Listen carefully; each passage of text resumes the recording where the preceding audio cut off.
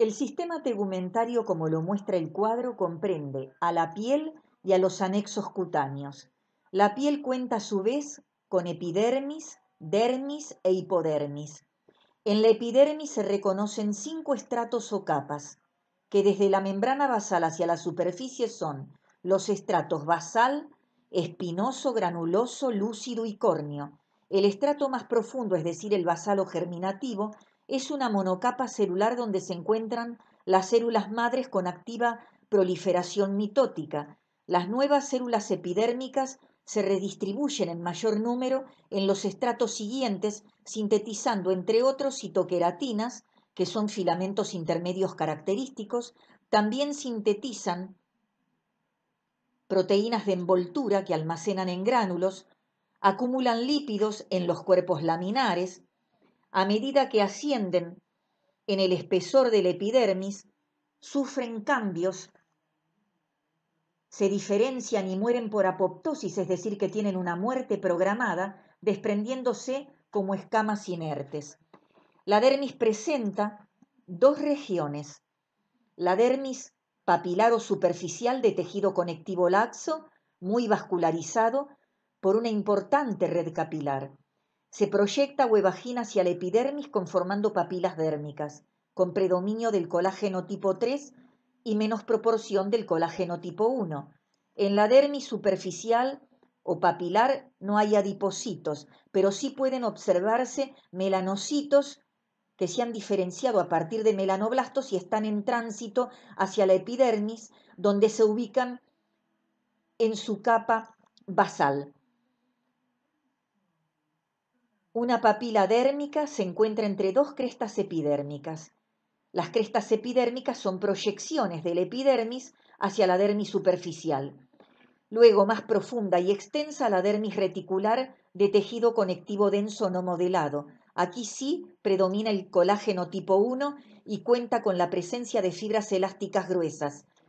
Pueden verse algunos adipocitos. Más profundamente aún, por debajo de la dermis reticular, nos encontramos con la hipodermis, o tejido celular subcutáneo, cuyo componente fundamental es el tejido adiposo organizado en panículos y dividido en lobulillos por la presencia de tabiques conectivos por donde transitan vasos sanguíneos, linfáticos y nervios. El panículo adiposo es una almohadilla antichoque y un aislante térmico. Con respecto a los anexos cutáneos o faneras, están representados por las glándulas sebáceas, por las glándulas sudoríparas, apócrinas y écrinas, por los pelos, quienes se originan a partir de folículos pilosos, y finalmente la presencia o formación de las uñas. Las células epiteliales epidérmicas que conforman los 5 estratos o capas de la epidermis y que están en número mayoritario son denominadas queratinocitos.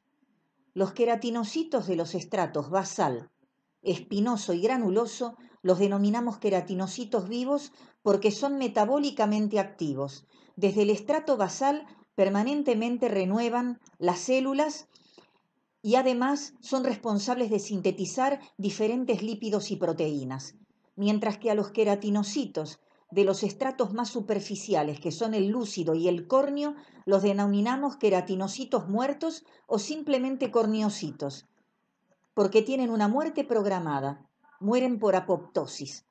Es decir, queratinocitos muertos es igual a corneocitos. ¿Y por qué se han convertido en corneocitos? Porque han perdido el núcleo, han perdido las organelas, han perdido un alto porcentaje de agua, entre el 50 y el 80%, han aumentado la concentración de citoqueratina en su citoplasma, lo cual las hace más rígidas, más duras, y han engrosado su membrana basal. Se han convertido en escamas inertes que se desprenden.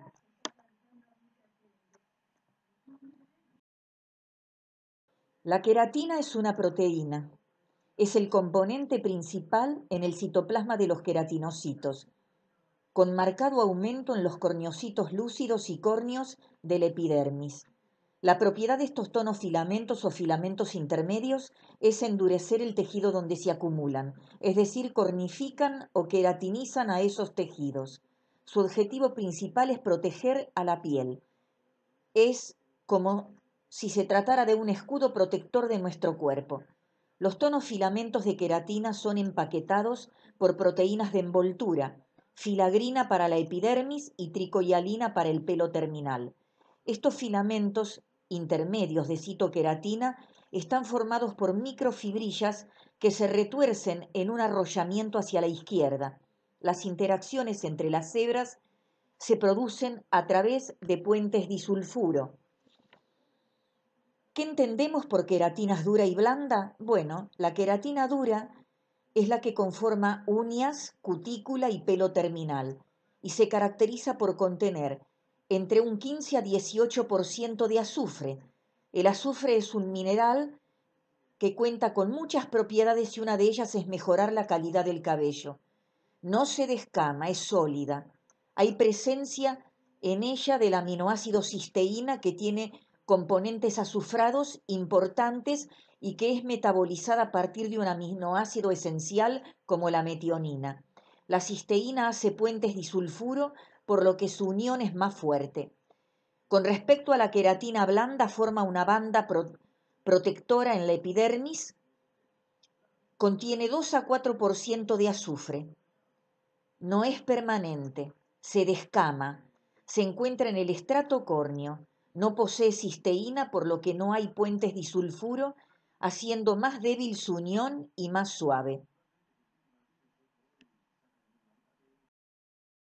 La epidermis representa un epitelio plano estratificado queratinizado o cornificado y deriva del ectodermo superficial.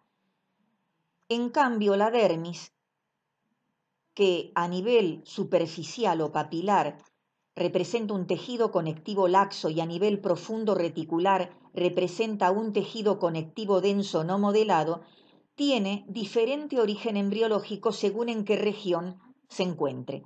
Por ejemplo, a nivel de la dermis en cara o cuello, deriva del ectomesénquima, porque deriva del primer par de arcofaringios que han sido sembrados por células que han migrado desde las crestas neurales. En otras regiones, relativas al tronco y miembros, derivan la dermis del mesodermo paraxial, de su dermatoma, o también en otras regiones la dermis derivará del mesodermo lateral somático. Con respecto a la irrigación de la piel, las arterias que irrigan la piel provienen de la hipodermis y de las fascias de los músculos subyacentes. Emiten ramas que corren entre la hipodermis y la dermis profunda, formando una red, que vamos a llamar plexo arterial cutáneo.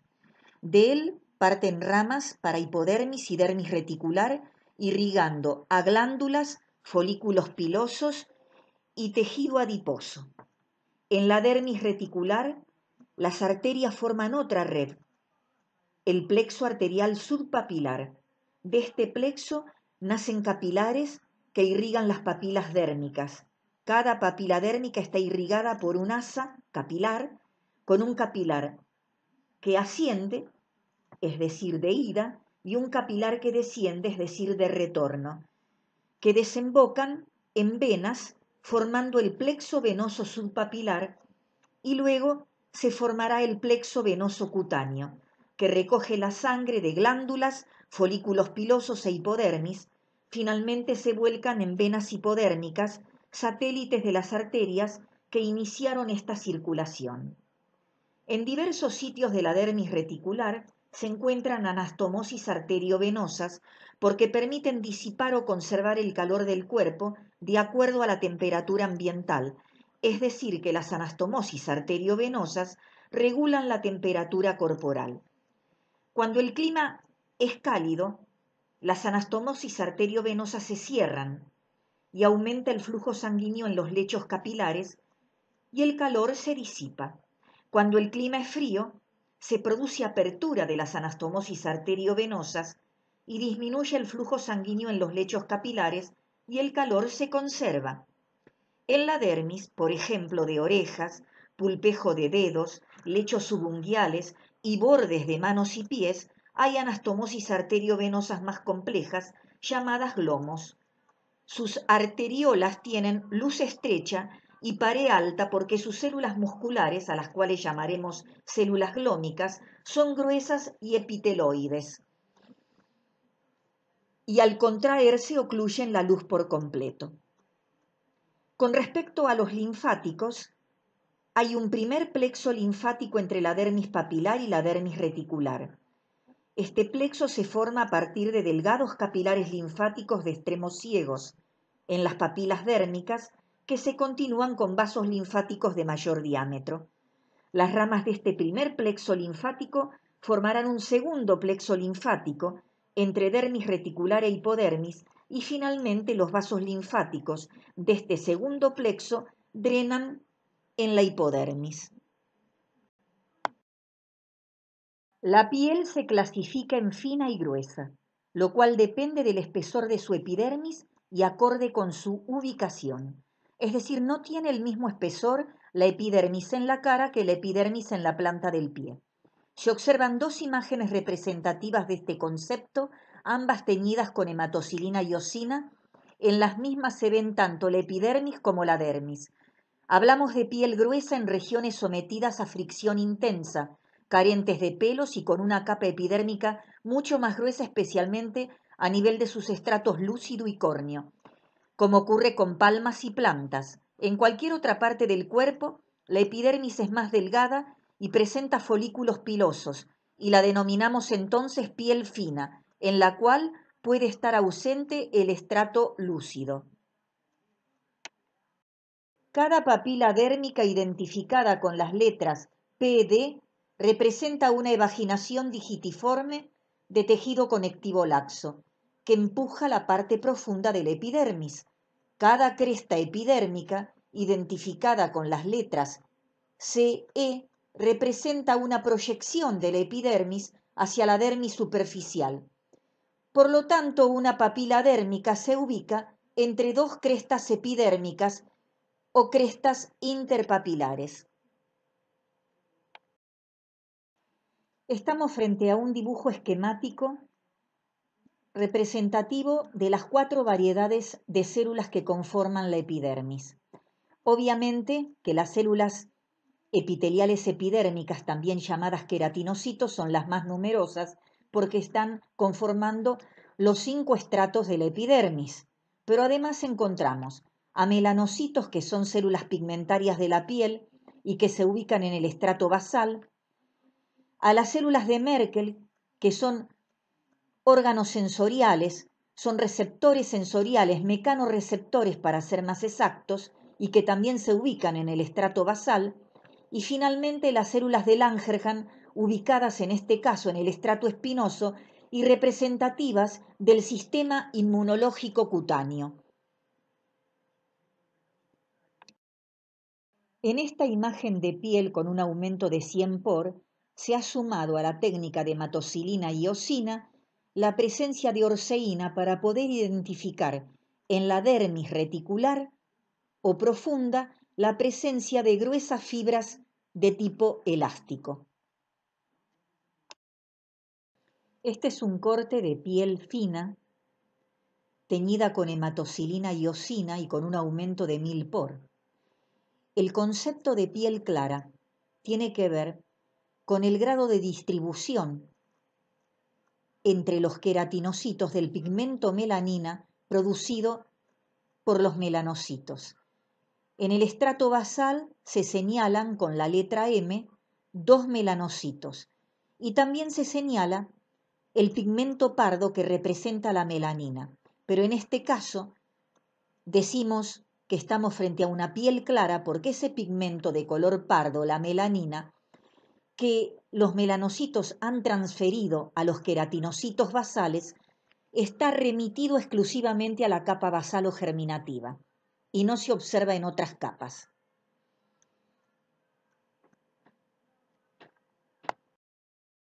corte de piel fina, teñido con hematocilina y osina, y a un aumento de 600 por.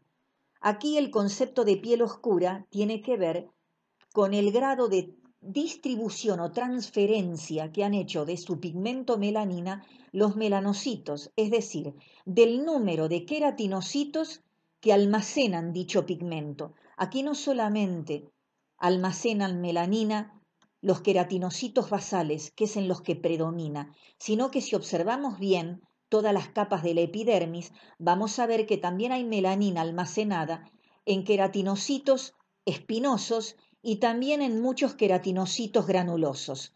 Es decir, se trata de una mayor distribución, de un mayor almacenamiento de melanina en los diferentes queratinocitos y en eso radica el concepto de piel oscura.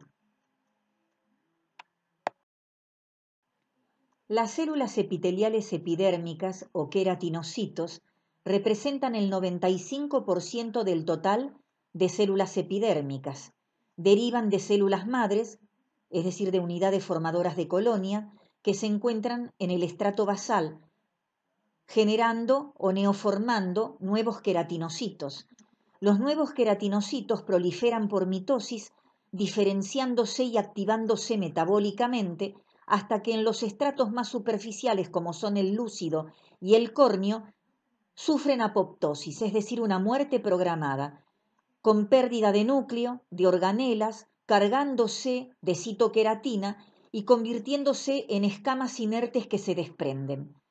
Entre queratinocitos contiguos, el medio de unión son los desmosomas o máculas adherens, y entre los queratinocitos del estrato basal y la lámina basal subyacente, el medio de unión son hemidesmosomas. La mácula adherens o desmosoma es un complejo de unión entre queratinocitos contiguos y tiene una estructura compleja. Las proteínas desmocolina y desmogleína en el espacio intercelular y transmembrana proveen el enlace entre las membranas plasmáticas de queratinocitos contiguos y se fijan en el citoplasma a una placa de adhesión proteica constituida por las proteínas desmoplaquinas y placoglobinas. Es la placa citoplasmática que adhiere o fija a los filamentos intermedios de queratina. Los semidesmosomas, entre los queratinocitos basales y la lámina basal subyacente, tienen la finalidad de brindar a la epidermis una adhesión estable y fuerte al tejido conectivo dérmico. Los queratinocitos vivos sintetizan también proteínas estructurales. Por ejemplo, la filagrina y la tricohialina son proteínas de envoltura, es decir, asociadas con los filamentos intermedios de queratina, contribuyendo a su aglomeración. Comienzan a producirlos los ribosomas libres de los queratinocitos espinosos más superficiales y están contenidos en los gránulos de queratohialina, los cuales aumentan en el estrato granuloso y le dan nombre a sus queratinocitos. También son responsables de sintetizar las proteínas de los desmosomas y de los semidesmosomas, como son desmoplaquinas, desmocolinas, desmogleínas, placoglobinas e integrinas.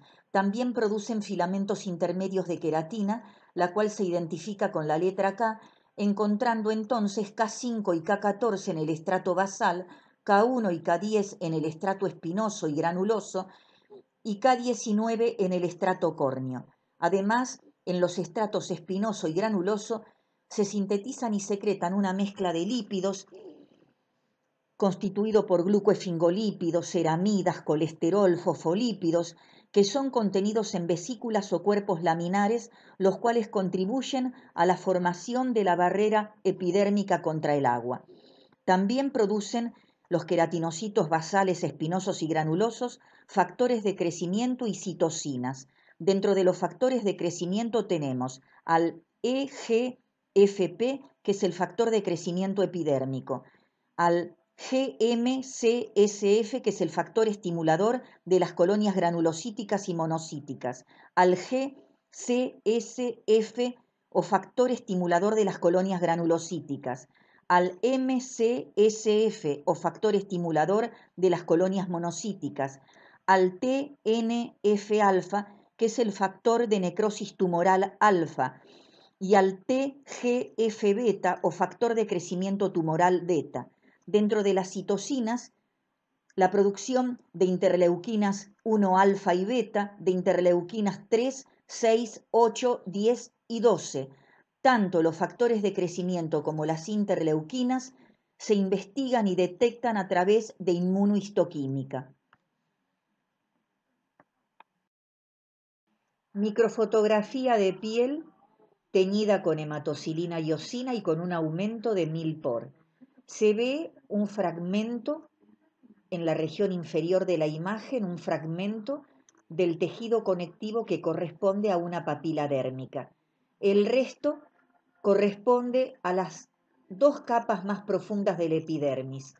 Por un lado, el estrato basal, que sabemos está formado por una monocapa de células cúbicas altas a cilíndricas, y luego el estrato espinoso, que aquí se observa conformado por varias capas celulares y cuyas células, los queratinocitos espinosos, tienen aspecto poliédrico. Son capas basófilas debido a que en su citoplasma se encuentran ribosomas libres y polirribosomas. En el caso del estrato basal o germinativo, que apoya sobre la lámina o membrana basal, en él se encuentran las células madres o unidades formadoras de colonias con capacidad mitótica constante.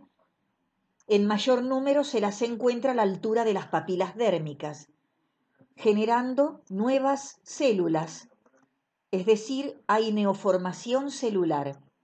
Los queratinocitos basales son influidos en su neoformación por el factor de crecimiento epidérmico que estimula el crecimiento de los queratinocitos. También es influido por la acción de hormonas y por la acción del ácido retinoico, que es un derivado de la vitamina A. Son células cúbicas, acilíndricas, como ya lo había dicho. Su citoplasma tiene abundantes tonofilamentos, es decir, filamentos intermedios de queratina. Particularmente en este estrato basal hay queratina 14 y queratina 5, como ya también había sido dicho, con la presencia de ribosomas libres y polirribosomas. Entre los queratinocitos contiguos, los complejos de unión son desmosomas o máculas adherens. Y entre los queratinocitos basales y la lámina basal hay hemidesmosomas. También en el estrato basal se ubican las células de Merkel, que son mecanorreceptores, y se ubican los melanocitos, células encargadas de sintetizar y transferir el pigmento melanina. La imagen nos permite ver a gran aumento a las células del estrato espinoso, células que también tienen citoplasma basófilo por contener ribosomas libres y polirribosomas. Los queratinocitos espinosos son más voluminosos y poliédricos, especialmente los más profundos. Tienen prolongaciones citoplasmáticas finas y cortas como espinas que le dan nombre a la capa y a sus queratinocitos. Y en el punto en que estas prolongaciones cortas como espinas contactan con las prolongaciones de otros queratinocitos contiguos, presentan un engrosamiento que se corresponde con el desmosoma. Este engrosamiento es llamado por algunos autores nodo de disocero. En los estratos más superficiales se van aplanando las células. Estos queratinocitos espinosos sintetizan citoqueratina del tipo queratina 1 y queratina 10, sintetizan proteínas de envoltura como la involucrina, que se ubica en la superficie interna del plasmalema, por lo tanto forma parte esta involucrina de la barrera epidérmica contra el agua. Además, sintetizan lo que contienen los cuerpos laminares o cuerpos de Odland, que miden aproximadamente 150 nanómetros de diámetro, que ubicados en la periferia de las células contienen glucoesfingolípidos del tipo ceramidas, colesterol, ácidos grasos libres como el ácido linoleico, entre otros. Secretan su contenido lipídico hacia el espacio intercelular y estos lípidos se extienden por los espacios intercelulares del estrato córneo a su nivel inferior o profundo, formando así una barrera hidrófuga que impide la pérdida de agua y la desecación del organismo. Además, en este estrato espinoso encontramos también a las células de Langerhans, que son presentadoras de antígeno.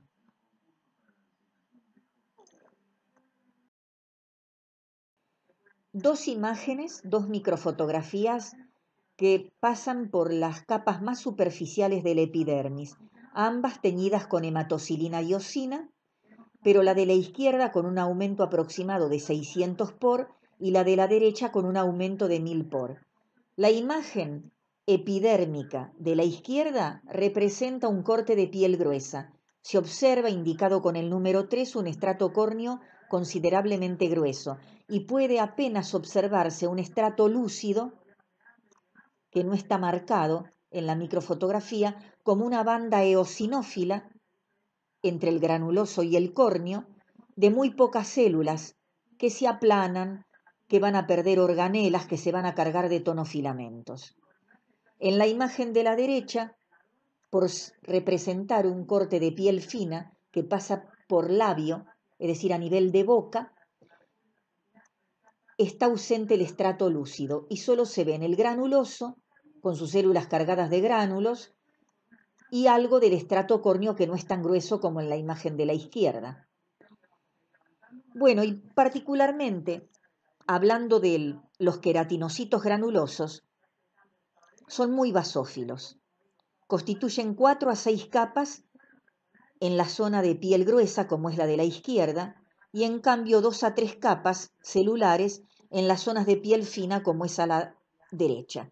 Son polimorfos, irregulares y contienen en su citoplasma gránulos de queratohialina, distintivos de este estrato, que son gránulos irregulares de tamaño variable, no limitados por membrana, que son sintetizados por los ribosomas libres, y esa síntesis se inicia ya en la parte superior del estrato espinoso.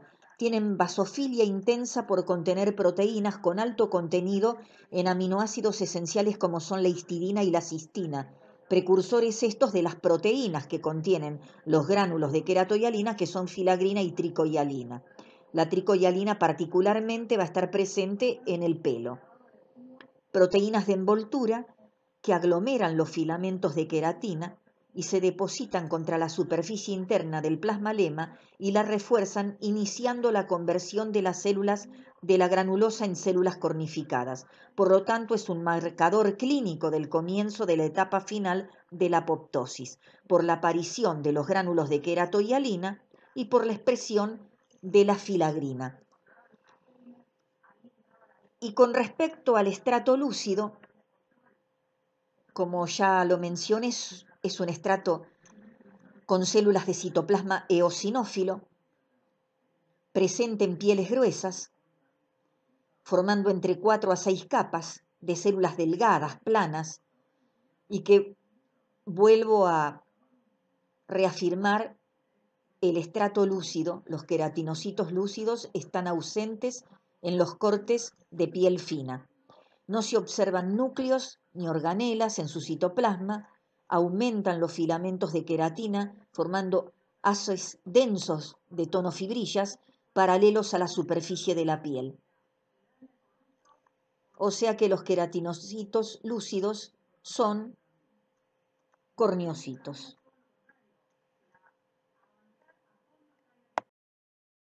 Estamos viendo 3 microfotografías, 3 imágenes que corresponden a cortes de piel, teñidos con hematocilina y eosina, pero difieren en los aumentos. Mientras A y B representan aproximadamente un aumento de 400 por, C representaría un aumento de 600 por. Es para que observemos a su estrato más superficial o estrato córneo. También, si miramos las 3 imágenes, en B se observa que el estrato córneo es considerablemente más grueso, así que bien puede corresponder a un corte de piel gruesa que podría ser de palma en manos o de planta en pies, mientras que A y C representan cortes de piel fina. Los queratinocitos córneos son células aplanadas eosinófilas que carecen de núcleo, que carecen de organelas, que han perdido un alto contenido en agua y que se han cargado de tonofilamentos, es decir, de filamentos intermedios de queratina K19. Son verdaderas escamas que se desprenden y sirven como alimento para los ácaros del polvo ambiental. En el espacio intercelular del estrato córneo se encuentra la presencia de los lípidos que han sido secretados desde los cuerpos laminares en el estrato espinoso. Es decir, es como que ese espacio intercelular en el estrato córneo está sellado, tiene como una película aislante de teflón por la presencia de estos lípidos que a su vez están íntimamente relacionados con la involucrina, que es una proteína de envoltura que engloba a los haces de filamentos de queratina que se ubica internamente en el plasmalema de las células y que todos están contribuyendo a formar la barrera epidérmica contra el agua. Es importante recordar que el recambio celular de una epidermis normal es de 4 semanas. Los queratinocitos participan en la formación de la barrera epidérmica contra el agua.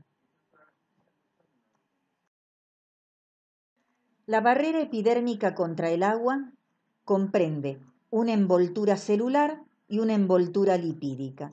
La envoltura celular es de naturaleza proteica y se ubica por dentro del plasmalema o membrana celular de los queratinocitos, mientras que la envoltura lipídica, como lo dice su nombre, es de naturaleza lipídica, grasa, y se ubica inmediatamente por fuera del plasmalema de los queratinocitos.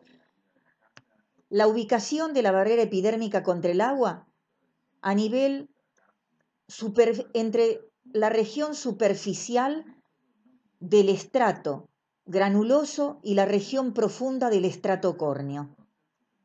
La envoltura celular proteica interna al plasmalema de los queratinocitos presenta el complejo queratina-filagrina o simplemente el complejo K-filagrina, recordando que la filagrina es una proteína de envoltura contenida en los gránulos de querato y hialina del estrato granuloso y que tiene como misión englobar o empaquetar o reunir haces de filamentos intermedios de queratina, es decir, de tonofilamentos. Luego, una capa de proteínas específicas insolubles de aproximadamente un espesor de 15 nanómetros, donde se encuentran la loricrina, que es la que predomina, la elafina y la SPR, que es una proteína pequeña rica en prolina. Y finalmente, lo más cercano e interno al plasmalema de los queratinocitos, la involucrina, proteína producida a nivel de los queratinocitos del estrato espinoso. La envoltura celular da propiedades mecánicas de resistencia a la barrera epidérmica. Con respecto a la envoltura lipídica, que tiene un espesor menor de aproximadamente 5 nanómetros y que se distribuye por fuera del plasmalema de los queratinocitos en el espacio intercelular, está constituido por los lípidos que fueron liberados desde los cuerpos laminares presentes en el estrato espinoso y granuloso y que contienen fosfolípidos del tipo glucoesfingolípidos como las ceramidas, colesterol, ácidos grasos libres como el ácido linoleico. Están produciendo una especie de sellado, como si fuera una capa de teflón, un aislante, que impide la pérdida de agua. Es una barrera epidérmica intercelular contra el agua y mantiene la homeostasis corporal.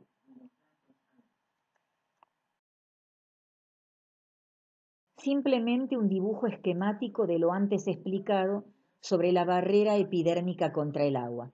Podríamos agregar, de acuerdo a lo que se ve en el sector inferior del dibujo esquemático, que el contenido lipídico de los cuerpos laminares que estaban presentes en los queratinocitos espinosos y granulosos, es sintetizado y organizado a nivel del aparato de Golgi de dichas células y volcado por exocitosis hacia los espacios intercelulares en la superficialidad del estrato granuloso y profundidad del estrato córneo, donde van a formar la envoltura lipídica. Con respecto a los melanocitos, su origen es neuroectodérmico, a partir de células que han migrado desde las crestas neurales. Precisamente en etapa temprana, en etapa embrionaria, sus precursores, los melanoblastos, se diferencian a melanocitos y desde la dermis papilar se introducen en el estrato basal de la epidermis. Su cuerpo, que es redondeado, se encuentra en el estrato basal y sus prolongaciones citoplasmáticas que le dan aspecto dendríticos llegan hasta el estrato espinoso.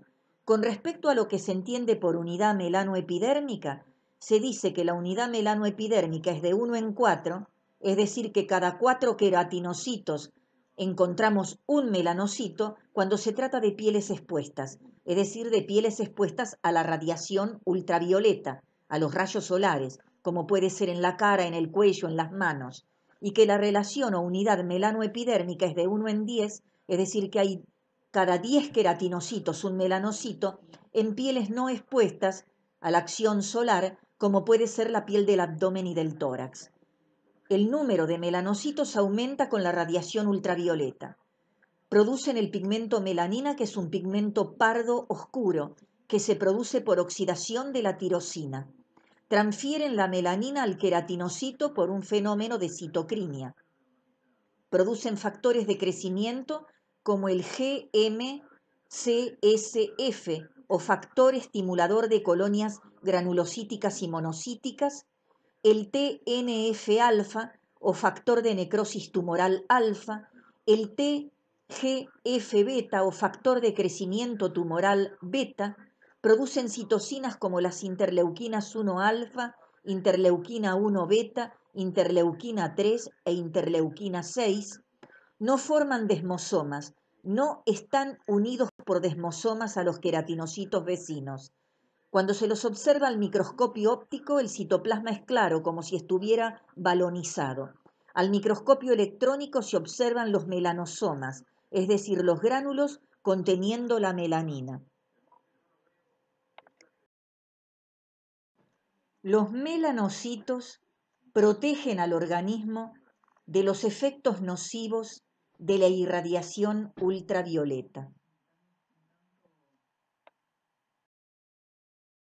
Microfotografía de un corte de piel, teñido con hematocilina y osina y con un aumento de 600 por, para poder identificar en el estrato basal la presencia de melanocitos, señalados con flechas e identificados con la letra M. Aproximadamente podemos contabilizar cerca de 10 melanocitos ubicados en el estrato basal con su cuerpo de forma redondeada y pálidos.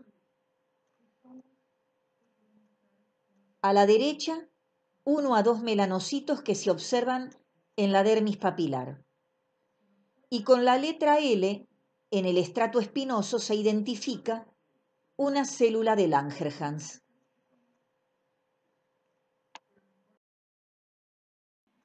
Dibujo esquemático que intenta explicar la síntesis y transporte de melanina. Cómo sintetiza la melanina el melanocito y cómo la transfiere o dona al queratinocito más cercano. Así que miremos primero la imagen del melanocito. Veamos que a partir del aparato de Golgi se generan los premelanosomas. Por eso los premelanosomas están ubicados cerca del Golgi que les dio origen y tienen una baja carga de melanina. Se desplazan por la célula, se ubican ya como melanosomas tempranos en la base de las prolongaciones citoplasmáticas del melanocito y maduran a melanosoma maduro con mayor carga de melanina. Estos melanosomas maduros cargados de melanina se distribuyen a lo largo de las prolongaciones de los melanocitos. y son quienes van a transferir al queratinocito su producto a través de un fenómeno de citocrinia, porque el queratinocito va a fagocitar lo que le ofrece la prolongación del melanocito, pero no solamente fagocita el melanosoma maduro, sino parte del citoplasma de la prolongación citoplasmática que lo está rodeando. Eso se llama citocrinia. No solamente el contenido del melanosoma maduro, sino también parte del citoplasma que lo rodea. Ingresa por endocitosis. Ya en el citoplasma del queratinocito organizado como gránulos de melanina, esta melanina contenida en gránulos se ubica sobre el núcleo, como formándole un techo o capuchón. Se dice que está protegiendo al ADN nuclear del efecto de las radiaciones ultravioletas. Los queratinocitos no pueden sintetizar melanina por sí mismos. Un melanocito suministra melanina aproximadamente a 35 queratinocitos. Los melanocitos se replican durante toda la vida, pero a un ritmo más lento que los queratinocitos. En todos los grupos étnicos humanos es igual la cantidad de melanocitos. La diferencia está en la cantidad de melanina que producen. En las etnias de piel oscura, melanocitos y queratinocitos están cargados de gránulos de melanina. Incluso en la dermis hay macrófagos que han fagocitado el pigmento melanina y los llamamos melanóforos. La síntesis de melanina, que se inicia en los premelanosomas, consiste en que a partir del aminoácido tirosina y en presencia de la enzima tirosinasa se produce un fenómeno de oxidación transformándose la tirosina en dopa, es decir, en 3,4-dihidroxifenilalanina. En una segunda etapa, y nuevamente en presencia de tirosinasa, otro fenómeno de oxidación y llegamos al producto final que es la melanina.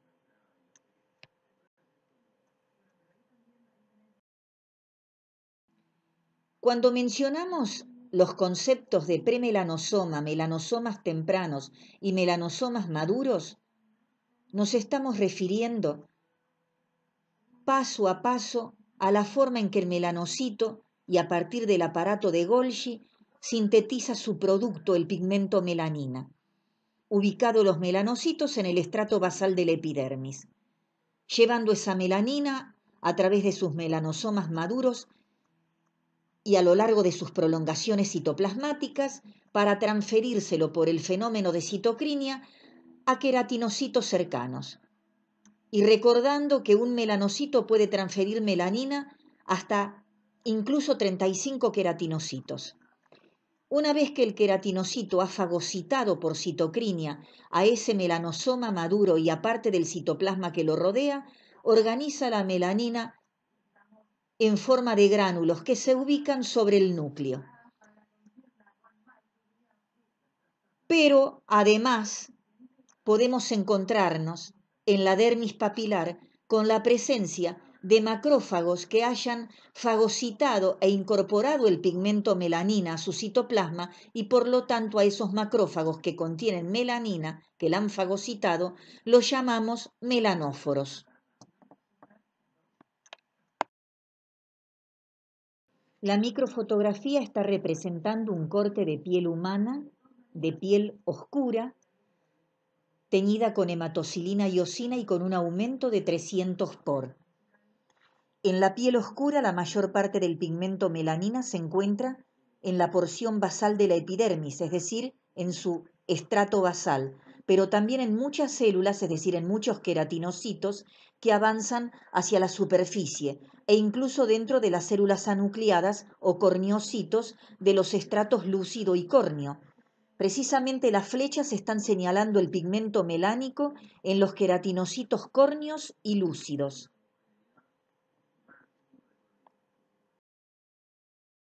Microfotografía que representa un corte de piel humana, de piel clara, teñida con hematocilina y osina. La imagen de mayor tamaño está con un aumento de 320 por y la imagen en el recuadro inferior a la derecha con un aumento de 640 por. Los melanocitos se ven como células pequeñas, redondeadas y claras. Aparecen mezcladas con los queratinocitos en el estrato basal, queratinocitos que están cargados con el pigmento melanina que les ha sido transferido. En la piel clara no se ve pigmento melánico en el estrato córneo porque se degrada en el estrato espinoso.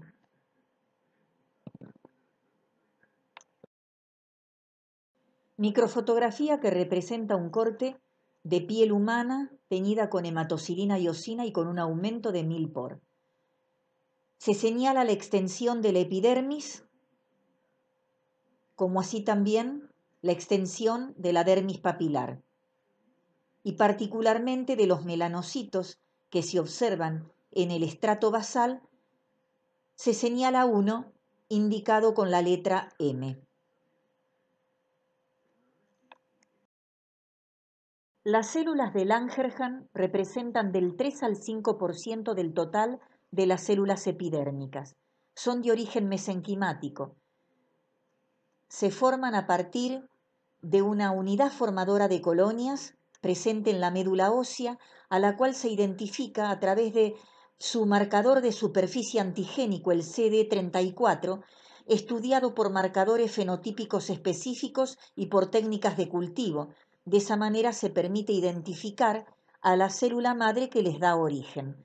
Son células dendríticas debido a sus prolongaciones citoplasmáticas y se ubican en el estrato espinoso. Tienen un núcleo irregular y un citoplasma claro, citoplasma que tiene abundante cantidad de gránulos de Birbeck, también llamados gránulos vermiformes por su aspecto estriado, cargados de antígenos. Son un reservorio antigénico que han incorporado por endocitosis y les permite provocar estimulación de linfocitos T vírgenes y transformarlos en linfocitos T memoria. Son células presentadoras de antígeno, CPA, y por lo tanto integran el sistema fagocítico monocitario y tienen moléculas de superficie tales como receptores para complemento, es decir, para el C3, para la fracción FC de la inmunoglobulina E que aumenta considerablemente en las dermatitis alérgicas por contacto o atópicas.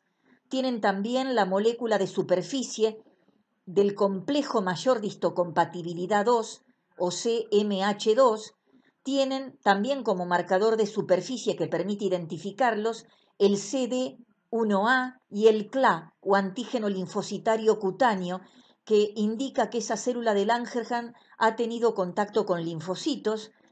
Producen citocinas como la interleuquina 1 beta, la interleuquina 6, la interleuquina 12, la interleuquina 15. Estas citocinas son coestimulantes que actúan sobre los linfocitos T asociados a la piel, producen el factor TNF-alfa, o sea, el factor de necrosis tumoral alfa. Se las puede identificar por inmunohistoquímica a través del método de la ATPasa. Se las puede identificar también por inmunocitoquímica para detectar moléculas específicas mediante anticuerpos monoclonales o a través de impregnación con cloruro de oro. No forman desmosomas, migran desde la epidermis al ganglio linfático más cercano.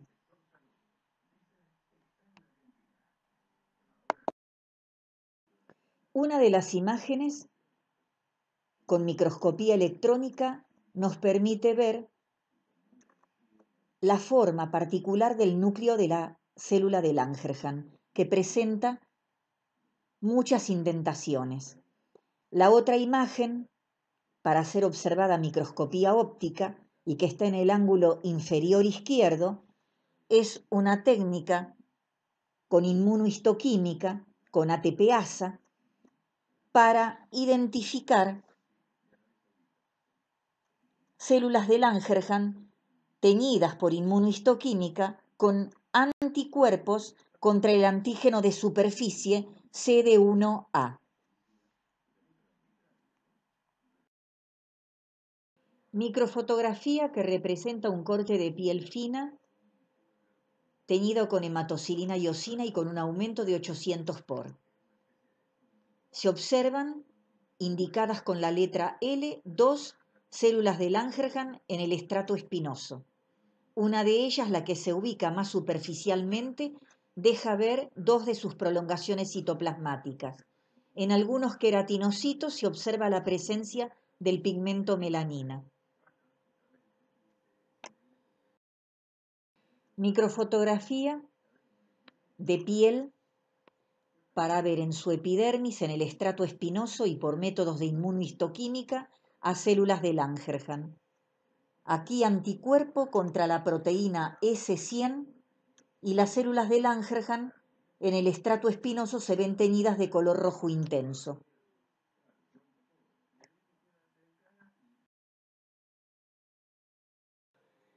¿En qué consiste la migración de las células de Langerhans desde la piel a los ganglios linfáticos cercanos, específicamente a la región paracortical o corteza interna de esos ganglios? Bueno, si seguimos la imagen, el dibujo esquemático, veremos que primero la célula dendrítica cutánea o célula de Langerhans en el estrato espinoso del epidermis se tiene que poner en contacto con el antígeno. Luego, mediante la interacción de sus receptores, según la imagen CCRB, CCR7 y CXCR4, con quimiosinas específicas, migra al tejido conectivo de la dermis papilar.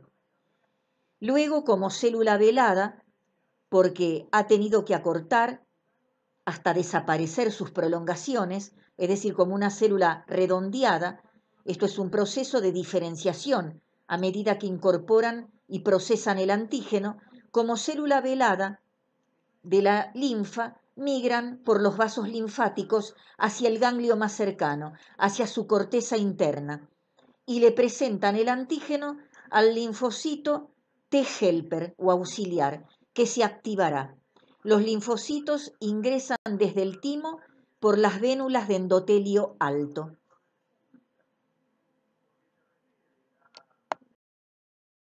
Por todo lo explicado hasta aquí sobre células de Langerhans y por su función en la inmunidad cutánea, muchos prefieren considerarlas como los inmunocitos viajeros de la piel.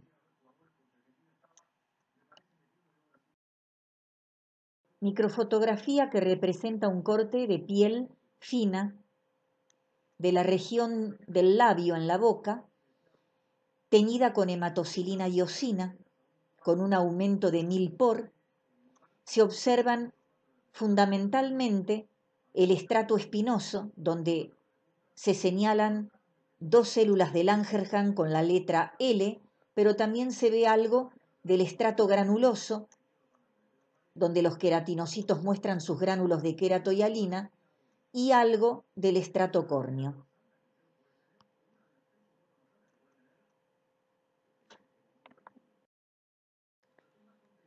Microfotografía de piel fina, otro sector del mismo corte de piel de labio, teñido con hematocilina y eosina, con un aumento de 1000 por, está mostrando la epidermis y la dermis papilar, y particularmente de la epidermis, una cresta epidérmica.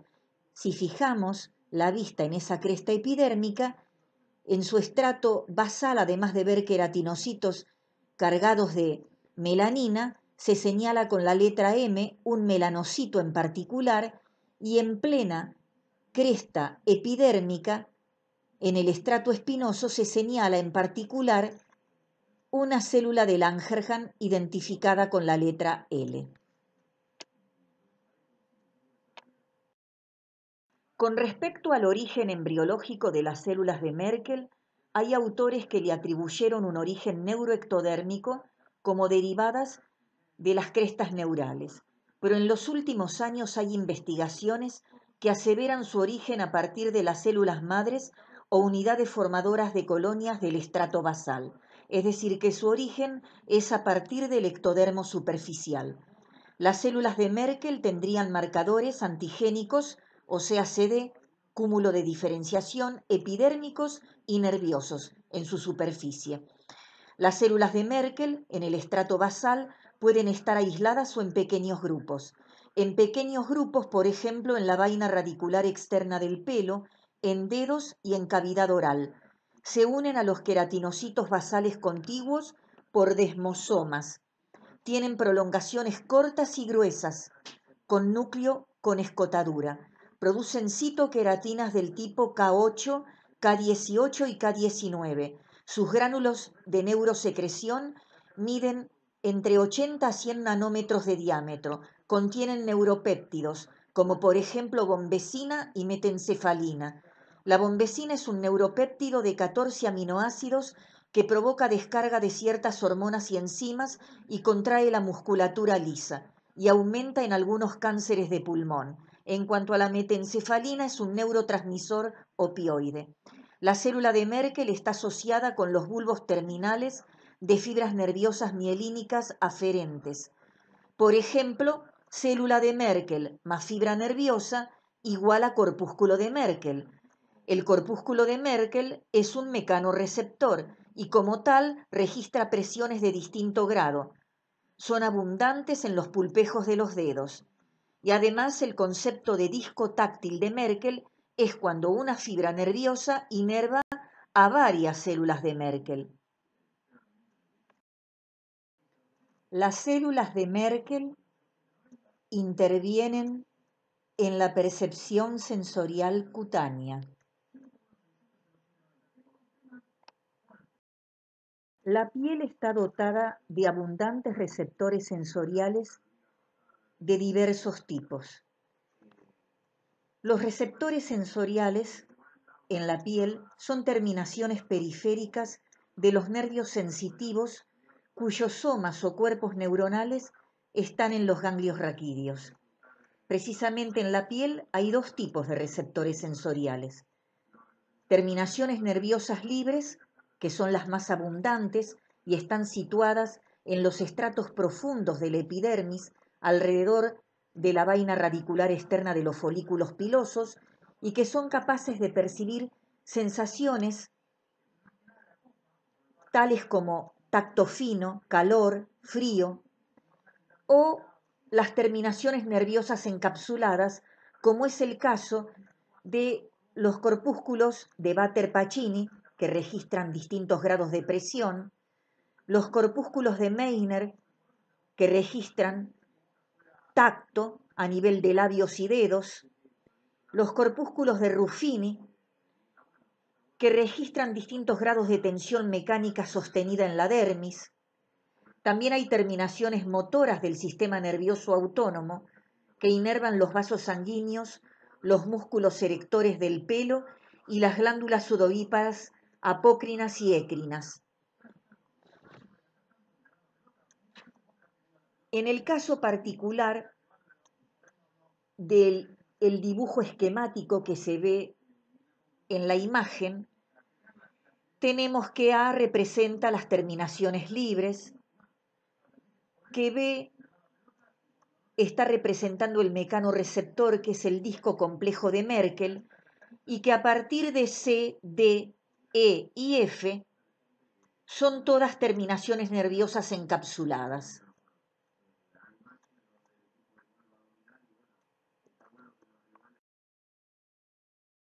Ambas microfotografías están teñidas con hematocilina y osina. La microfotografía de la izquierda es una vista panorámica de un corte de piel gruesa a menor aumento, donde se observa tanto la epidermis con un estrato córneo considerablemente grueso, la dermis superficial y profunda, y esta última limitando con la hipodermis. A nivel del estrato córneo, que es considerablemente grueso, se observan incluso la presencia de conductos señalizados con la letra D, que corresponden a conductos excretores de glándulas sudoríparas écrinas. En la dermis reticular, en este menor aumento, la presencia de numerosas glándulas sudoríparas écrinas, pero profundamente en el límite entre dermis reticular e hipodermis se señalan 4 cortes de corpúsculos de Pacini, cortes transversales. Incluso con la letra N se identifican cortes de fibras nerviosas y hay luces de vasos sanguíneos. La imagen de la derecha, que está a mayor aumento, directamente permite que observemos un corpúsculo de Pacini en corte transversal. Láminas celulares planas, concéntricas, sus células son células de sostén del tipo fibroblastos que se continúan con el endoneuro de la fibra nerviosa. Entre esas láminas concéntricas con células de sostén hay líquido. La punta de flecha centralmente está marcando a la fibra nerviosa. La terminación nerviosa del corpúsculo de Pacini transcurre longitudinalmente hasta el centro de este.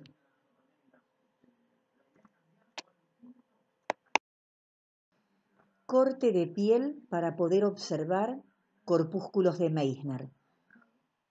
La imagen o microfotografía de la izquierda, menor aumento, permite observar 2 corpúsculos de Meissner a nivel de papilas dérmicas. Precisamente consisten estos corpúsculos, cada uno de estos corpúsculos, en 1 a 2 axones de trayecto espiralado, desde un polo del receptor hasta el otro. La fibra nerviosa termina en el polo superficial. En la imagen de la derecha, a mayor aumento, se ve el corpúsculo de Meissner, uno de los 2, se observa identificado con las letras FC su cápsula fibrosa que lo está rodeando, no se ve la fibra nerviosa y los núcleos que se observan en su interior corresponden a células de sostén y a células de Schwann.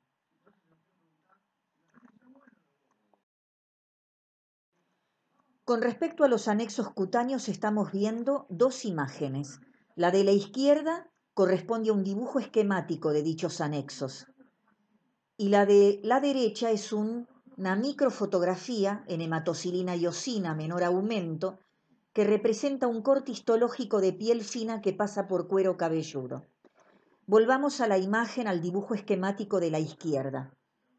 Se observa un folículo piloso con las capas del tallo del pelo, además la glándula sebácea, cuyo conducto excretor desemboca en el infundíbulum del folículo piloso, la presencia del músculo erector del pelo, que acompaña a la glándula sebácea y su contracción contribuye a la expulsión del producto de secreción glandular hacia el infundíbulum piloso, la presencia de la glándula sudorípara apócrina, que también desemboca en el infundíbulum del folículo piloso. Estos componentes, folículo piloso, músculo erector del pelo, glándula sebácea y glándula sudorípara apócrina, que están señalizados con un asterisco en rojo, están representando la unidad pilosebácea. Es decir, la unidad pilosebácea se compone del folículo piloso, las 2 glándulas que se asocian a él y se abren en su infundíbulum, que son la sebácea y la sudorípara apócrina, y el músculo erector del pelo. En cuanto a las glándulas sudoríparas écrinas, son estructuras independientes que no están asociadas con el folículo piloso. Con respecto al corte histológico, teñido con hematocilina y osina de la derecha, ya dije que corresponde a un corte de cuero cabelludo donde se observan cortes de folículos pilosos en sentido oblicuo y en sentido longitudinal, incluidos en el tejido adiposo, que aquí se representa con las letras AT de la hipodermis, y algunos de estos folículos pilosos están mostrando en su interior el tallo del pelo que contienen en su interior.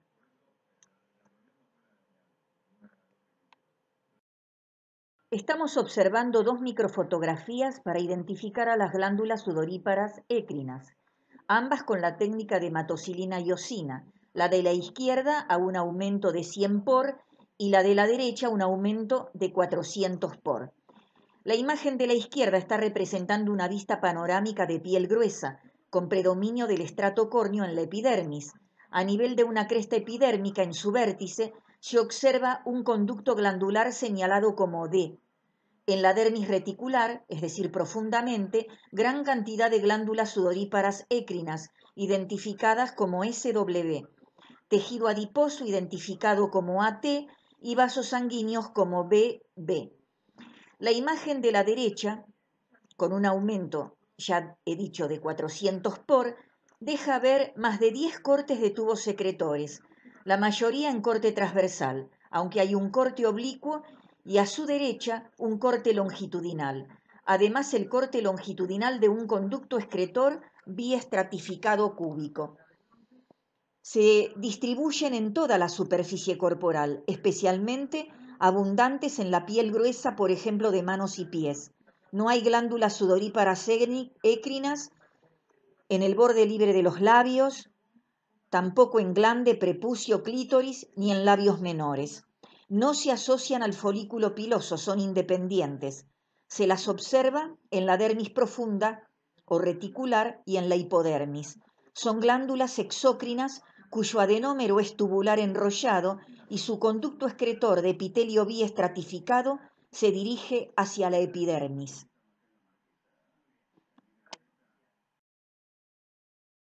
Las glándulas sudoríparas écrinas cuentan con un adenómero tubular simple enrollado de fondo en asa ciega. Tiene una luz pequeña y cuenta con 3 tipos de células: las células claras, las células oscuras y las células mioepiteliales. Con respecto a las células claras, presentan microvellosidades en su superficie libre apical. Además, inclusiones o depósitos de glucógeno en su citoplasma, con un Golgi poco desarrollado, abundantes mitocondrias, cisternas de retículo endoplasmático liso y micropliegues apicolaterales. Las células claras secretan agua y electrolitos, es decir, que aportan el componente acuoso del sudor, y cuentan con canalículos intercelulares, también llamados capilares secretores, que desembocan en la luz glandular. Con respecto a las células oscuras, cuentan con abundantes gránulos de secreción, aumento del retículo endoplasmático rugoso y Golgi bien desarrollado. Sus gránulos contienen glucoproteínas tales como defensinas, que son antimicrobianas, y las células mioepiteliales apoyan en la lámina basal del adenómero. No hay células mioepiteliales en el conducto excretor. Estas glándulas regulan la temperatura corporal, provocando el enfriamiento que es consecuencia de la evaporación del agua contenida en el sudor hipotónico que es secretado a la superficie corporal. Se trata de una sudoración termorreguladora. La sudoración emocional, en cambio, está bajo el control del sistema nervioso autónomo y también bajo control hormonal, con aumento de la sudoración en palmas, plantas y axilas. La sudoración excesiva puede causar una pérdida significativa de agua y electrolitos del organismo, llevando a un cuadro de deshidratación. Es decir, que la sudoración termorreguladora consiste en que cuando hay una alta temperatura ambiental, se produce una mayor pérdida de agua y electrolitos, pudiendo llegar hasta el estado de deshidratación. Eso provoca un aumento de la sudoración, primero en frente, luego en cuero cabelludo y finalmente en palmas y plantas. La imagen que estamos viendo, teñida con hematocilina y iosina y a un aumento de 1000 por, muestra el corte de 2 conductos excretores biestratificados cúbicos y sin células mioepiteliales, uno en corte transversal y el otro en corte longitudinal, identificados con las letras CE, y el corte de 2 adenómeros tubulares secretores en corte transversal. En estos últimos, las células claras son las que tienen sus núcleos más cercanos a la lámina basal, mientras que las células oscuras son las que tienen sus núcleos más cercanos a la luz del adenómero. Y se identifican con las letras TS. Microfotografía de glándula sudorípara écrina, teñida con hematocilina y osina y con un aumento de 1000 por.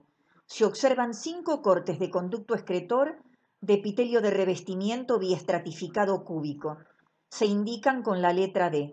Con respecto a las porciones secretoras o adenómeros, señalados como SG, hay 2 cortes. El de mayor tamaño tiene 2 luces porque se seccionó al describir un giro en U. Presenta sus 3 tipos celulares epiteliales. Las células claras, que están en contacto con la lámina basal y delimitan canalículos intercelulares, las células oscuras, que están más próximas a la luz, y las células mioepiteliales que apoyan en la lámina basal y se indican con la letra M. Estas glándulas écrinas cuentan con inervación colinérgica, o sea que dependen del sistema nervioso autónomo. La microfotografía, teñida con hematocilina y osina y con un aumento de 600 por, está mostrando luces amplias de adenómeros o tubos secretores que corresponden a glándulas sudoríparas apócrinas. Las glándulas sudoríparas apócrinas están limitadas a la axila, a la areola y pezón de la glándula mamaria, a la región perianal y a los genitales externos. Representan glándulas exocrinas que son tubulares enrolladas y a veces ramificadas, con luz amplia, asociadas con los folículos pilosos y representando un componente de la unidad pilosebácea. Se originan de los mismos brotes epidérmicos de los que surgen los folículos pilosos. Se abren en el infundíbulum del tallo del pelo por encima de la desembocadura de la glándula sebácea. Se ubican en la dermis reticular, bien profundamente, y en la parte superficial de la hipodermis. Sus adenómeros o tubos secretores tienen luz muy amplia y solo cuentan con un tipo celular epitelial. Obviamente, además de contar con células mioepiteliales que se ubican contactando con la lámina basal. Las células epiteliales, que representan un solo tipo celular, son células eosinófilas por el alto contenido en mitocondrias, con un Golgi bien desarrollado, con gránulos de secreción en su superficie apical. Precisamente en la superficie apical de las células se ven protrusiones vesiculosas que representan la liberación por exocitosis del contenido de los gránulos hacia la luz.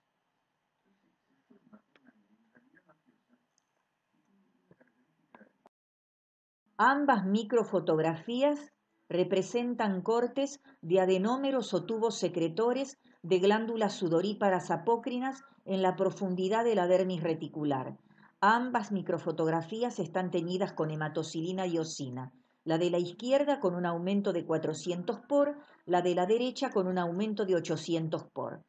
Su producto de secreción, es decir, lo que vuelcan a su luz, es rico en carbohidratos, en proteínas, en amonio, en lípidos, con efecto antimicrobiano, pero además también liberan feromonas que en muchos mamíferos permiten ejercer el efecto de marcar territorio o de realizar cortejo de índole sexual.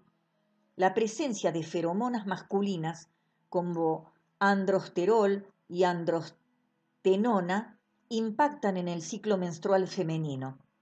Las feromonas femeninas ejercen influencia y provocan cambios hormonales en los varones. Estas glándulas son estimuladas por neurotransmisores adrenérgicos, por lo tanto están bajo el control del sistema nervioso autónomo.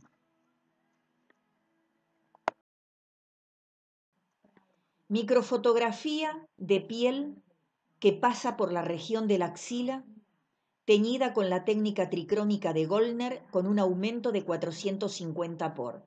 ¿Qué es lo que observamos en este campo? Básicamente, un importante número de adenómeros que corresponden a las glándulas sudoríparas apócrinas, con amplias luces y muy cercanas al corte de un folículo piloso, con el cual se asocian, puesto que con él con las sebáceas y con el músculo erector del pelo van a conformar la unidad pilosebácea. Estas glándulas sudoríparas, recordemos que por su conducto excretor van a abrirse al infundibulum del tallo del pelo. Precisamente cerca de ellas, y señalizado con el número 2, cortes de folículos pilosos, uno cortado transversalmente y a su izquierda otro cortado longitudinalmente, dejando ver cómo lo que va a ser su vaina radicular externa no es otra cosa que una invaginación de la epidermis superficial. Luego tenemos todo lo que es tejido conectivo coloreado en color verde, señalizado con un número 3 la dermis profundo reticular, con un número 4 la dermis superficial o papilar, con un número 5 la epidermis, y las flechas están señalando un pequeño grupo de túbulos secretores que corresponden a la otra variedad de glándula sudorípara, a las écrinas.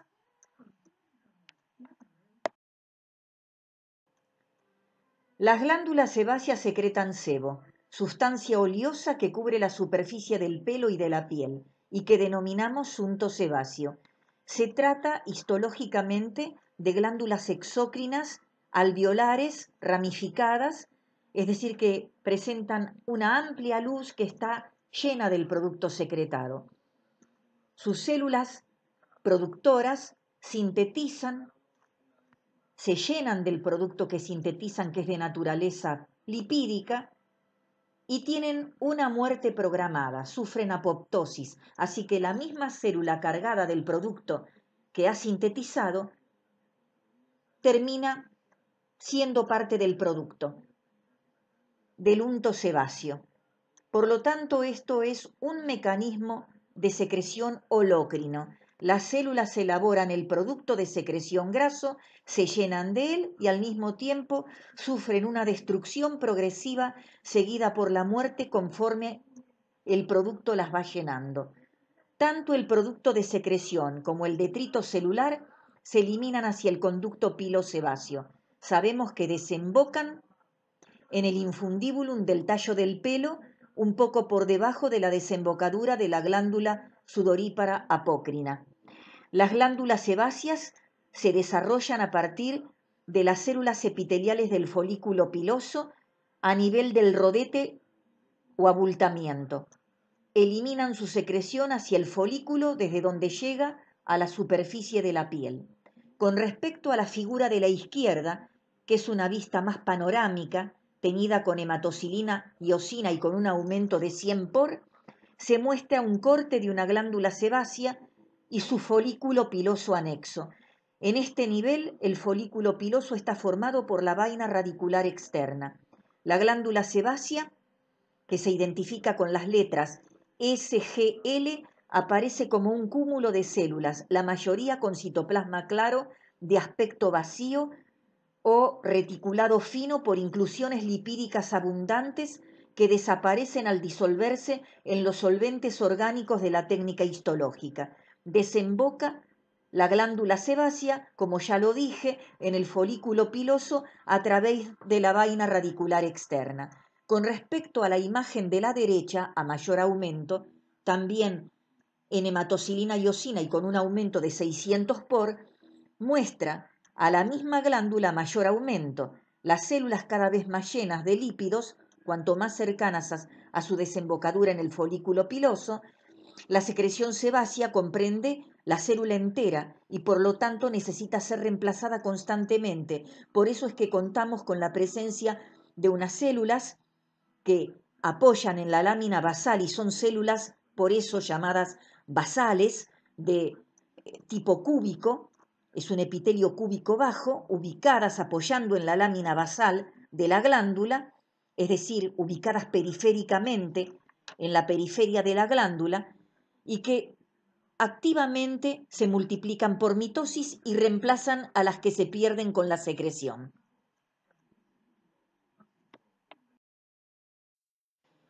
Observamos 3 microfotografías representativas de glándulas sebáceas.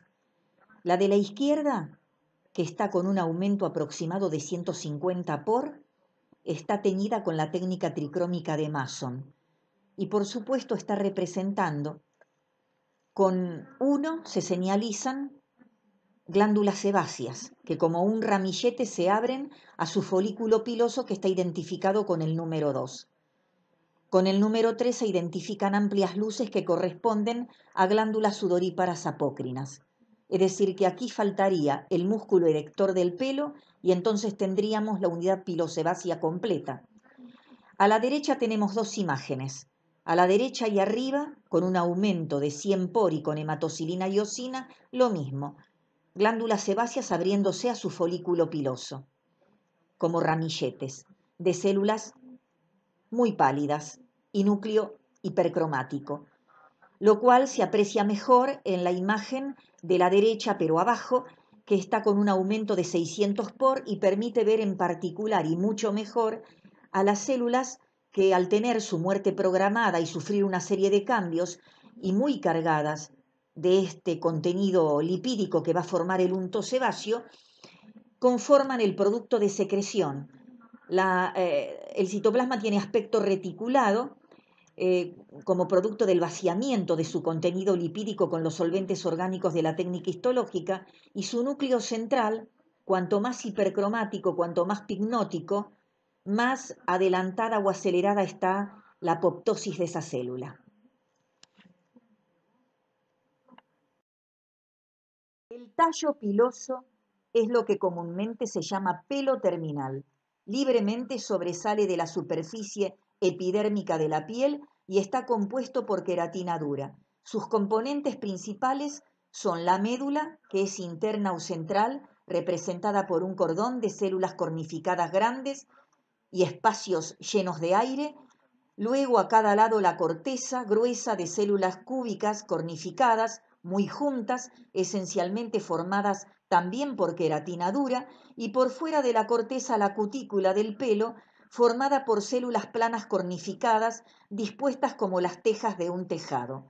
El pelo canoso es consecuencia del aumento de las burbujas de aire en la médula. El folículo piloso, a partir de quien se forma el pelo terminal, consta de 3 sectores: el infundibulum, que se extiende entre el orificio superficial y la desembocadura de la glándula sebácea y que es parte del conducto pilosebáceo por el que sale el unto sebáceo. Luego el istmo entre el infundibulum y la inserción del músculo erector del pelo, y finalmente lo más caudal, el segmento inferior, expandido en su base formando el bulbo piloso e invaginado por la papila de tejido conectivo o papila del bulbo piloso. Las células más profundas del bulbo piloso, llamadas células matriciales, revisten a la papila y son células madre germinativas que proliferan por mitosis. Entre ellas se ubican los melanocitos. Las células madres o matriciales, desde la cubierta profunda del bulbo piloso y recibiendo nutrientes desde los vasos de la papila conectiva, proliferan y migran en diferentes direcciones, formando la médula, la corteza, la cutícula y los diferentes componentes de la vaina radicular interna, mientras que la vaina radicular externa representa la invaginación digitiforme de la epidermis. Los pelos son estructuras epidérmicas oblicuas en la piel y son cilindros finos de células epiteliales cornificadas y comprenden vello y pelo terminal. El vello es fino, blando, no pigmentado, corto, no tiene médula y forma la cubierta pilosa fina del tronco y de los miembros. El pelo terminal es firme, grueso, tiene médula, es largo, a menudo pigmentado, con diferencias en los distintos grupos étnicos: pelo grueso, lacio en los nativos del Asia, pelo fino ondulado en los europeos, pelo crespo corto en los nativos del África. Forma el cabello, la barba, el pelo de las regiones pubiana y axilar. El crecimiento del pelo depende de la proliferación continua de las células matriciales, y es importante saber en qué sitios no hay existencia de folículo piloso ni formación de pelo. es decir, dónde están ausentes pelos y folículos pilosos. Por ejemplo, no hay folículos pilosos ni pelo en los bordes de palmas y plantas, en el borde libre de los labios, en la piel periorificial genitourinaria. Si miramos el dibujo esquemático de la imagen, recordemos que en el rodete o abultamiento, en la vaina radicular externa, es el sitio donde hay células matriciales que dan origen, entre otras, a las glándulas sebáceas.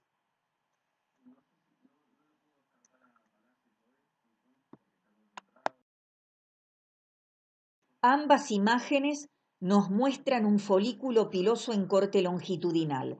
La diferencia es que la imagen de la izquierda es un dibujo esquemático de un folículo piloso formando un pelo terminal y nos va a mostrar cada una de las capas que forman su pared, mientras que la imagen de la derecha es un corte histológico de la piel que pasa por su dermis profundo reticular y está mostrando el corte longitudinal de un folículo piloso en el que se aprecia bien su vaina radicular externa y en el que se muestra la desembocadura de glándulas sebáceas a nivel de su infundíbulum.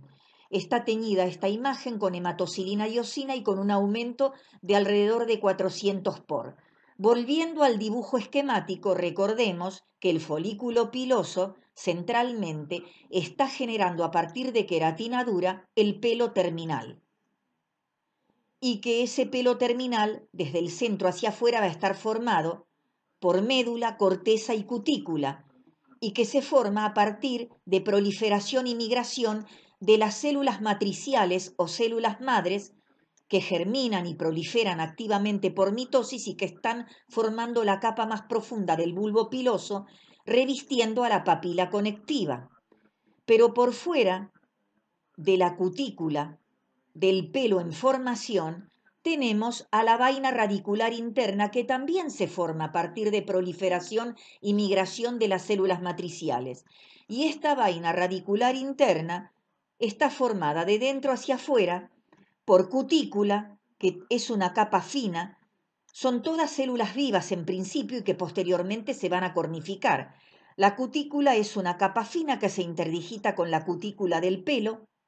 Luego viene la capa de Huxley, constituida por una a dos capas de células aplanadas, sería la capa más ancha de esta vaina radicular interna, y en ella se encuentra la proteína tricohialina, que es una proteína de envoltura, para agrupar o englobar los filamentos intermedios de queratina, y luego la capa de Henle, que es plana a cúbica y se cornifica rápidamente, es una sola capa y está limitando con la vaina radicular externa.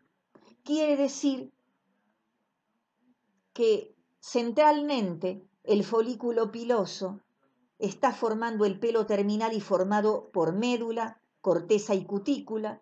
Después viene la vaina radicular interna con su cutícula, su capa de Huxley y su capa de Henle, y por fuera la vaina radicular externa, que es una invaginación de la epidermis, y por fuera de ella una vaina o cubierta de tejido conectivo que le provee de nutrientes y de inervación.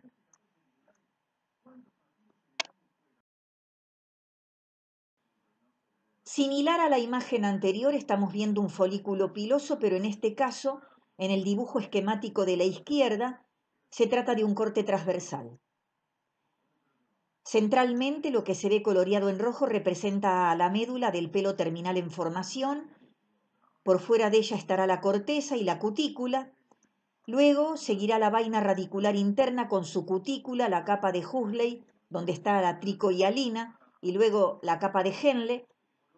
Por fuera la vaina radicular externa, que era una invaginación del epidermis, y por fuera de ella, lo más externo, lo más periférico, la vaina dérmica o vaina de tejido conectivo que aporta nutrientes y fibras nerviosas. En la imagen histológica, en la microfotografía de la derecha, en hematocilina y eosina y a 400 por, se están viendo en la profundidad de la dermis reticular y en la superficialidad de la hipodermis 3 cortes de folículo piloso, de los cuales uno es francamente un corte oblicuo y los 2 restantes podrían interpretarse casi como cortes transversales, además de observarse la presencia de cortes de glándula sebácea.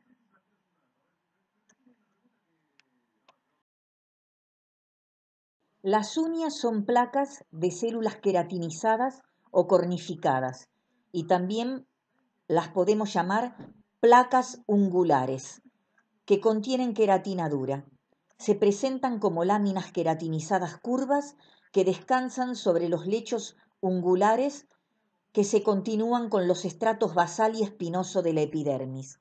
La región blanquecina, con forma de semiluna cercana a la raíz de la uña, se llama lúnula. Eponiquio o cutícula, también compuesto por queratina dura, es el borde del pliegue cutáneo que cubre la raíz ungular. La porción proximal de la uña es la raíz ungular. Un pliegue de la epidermis la ocultan y a las células de la matriz o zona germinativa también. La matriz contiene células madres o matriciales, células epiteliales, melanocitos, células de Merkel y células de Langerhans.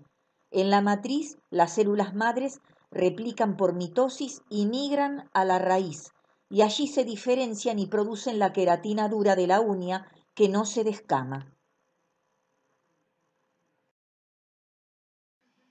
En cuanto a las funciones de la piel actúa como una barrera protectora, por ejemplo, frente a lesiones mecánicas, oficiando como una barrera mecánica.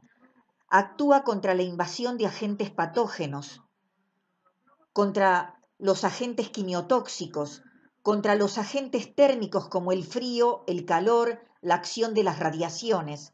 Es una barrera de difusión o permeabilidad, porque es la barrera epidérmica contra el agua. Actúa termorregulando, efectuando una regulación nerviosa hipotalámica, porque en el hipotálamo está el termostato, a través del mecanismo de evaporación ejercido por las glándulas sudoríparas y regulando el flujo sanguíneo.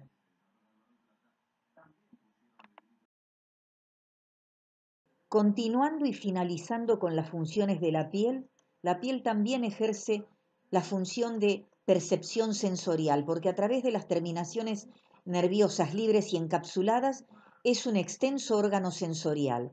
También ejerce función inmunológica mediante las células de Langerhans, que son presentadoras de antígeno y se ubican en el estrato espinoso de la epidermis, y participan en la fotobiogénesis de la vitamina D.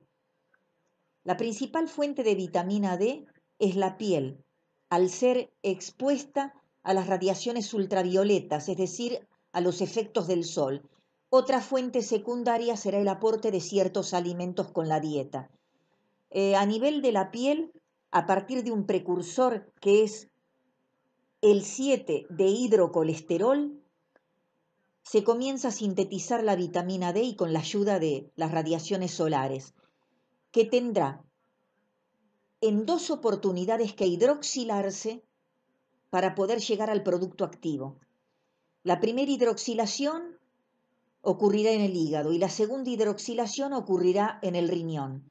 Y como 1,25 dihidroxicolecalciferol se convertirá en el producto activo, que es la vitamina D3.